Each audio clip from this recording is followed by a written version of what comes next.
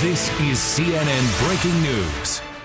All right, a major development in the case of the two Texas individuals just taken into custody in Mexico. 19-year-old Ethan Couch, who drove drunk and killed 4 people, injured 2 others, then fled his probation in Mexico along with his mother, Tanya Couch. They were expected to come back to the United States today to be extradited to face the justice system here. Apparently, that is not going to happen, at least not right now. Why? Let's go straight to our Ed Lavandera on the story in Dallas. Ed, what happened?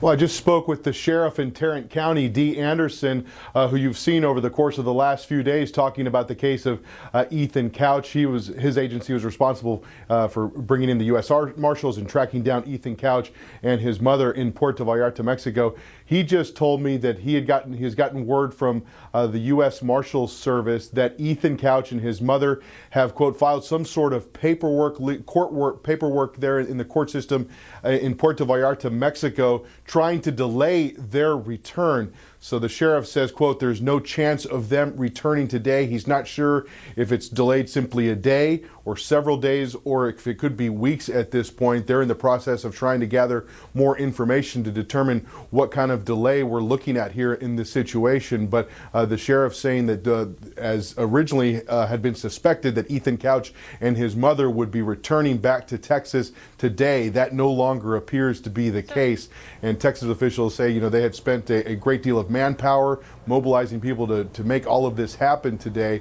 So they're trying to figure out what the next step's going to be now. Yeah, of course. All right, Ed Lavandera, thank you. Stay with me. I want to bring in Danny Savalos for some legal guidance on this. Why would they want to stay in Mexico? Is it because they haven't broken a law in Mexico, and would the authorities have to let them go? Why would they want to stay in Mexico? We'd have to peer into their mind, but the easiest answer appears to be that Ethan Couch is not on probation in Mexico.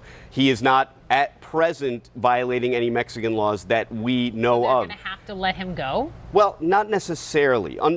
Mexico is one of the countries, like many, that have an extradition treaty with the United States. The thing that makes this interesting is that most of these cases deal with when the United States has an arrest warrant for a defendant who flees to Mexico. This is a defendant that was on juvenile probation. It's a slightly different case. For killing 4 people. Absolutely, yes. And he actually, under the laws of the United States, he had been found guilty, or whatever the equivalent is in the juvenile system, and was serving his probation. He violated probation. He didn't necessarily commit a crime, although he potentially committed a federal crime when he fled, and when he when he caused the U.S. Marshals to expend their resources to track him down. Yes, he potentially violated federal law. But traditionally, extradition treaties with Mexico involve a fugitive for which there is an arrest warrant. So, without knowing what particular papers he filed in Mexican court, he could be seeking asylum. Who knows? Really, at this point, we have no idea.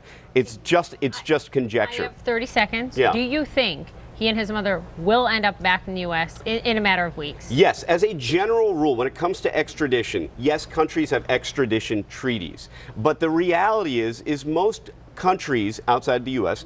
are very interested in helping the United States bring back fugitives, even going above and beyond what that extradition treaty provides for, because quite frankly, from a geopolitical perspective, they need the U.S. Yeah, people like helping the United States. We are what you would call an influential nation. So it's no surprise that Mexico is not a safe haven for fugitives fleeing justice from the United States. Interesting then that's where they went, but all right, we'll be watching. Danny, thank you. As always, appreciate it. Ed Lavandera, great reporting.